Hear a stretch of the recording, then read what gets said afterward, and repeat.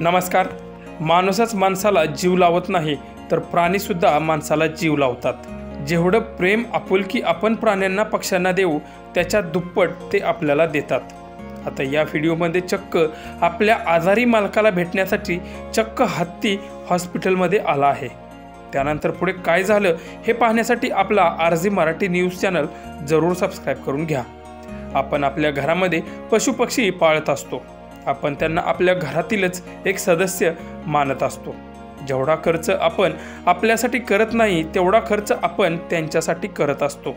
आणि ह्याच प्रेमामुळे हे पशुपक्षी हे प्रेम कधीच विसरत नाहीत. असाच एक हत्ती आणि त्याचा मालक यांच्यामध्ये एक अनोखं नातं निर्माण झालं आहे.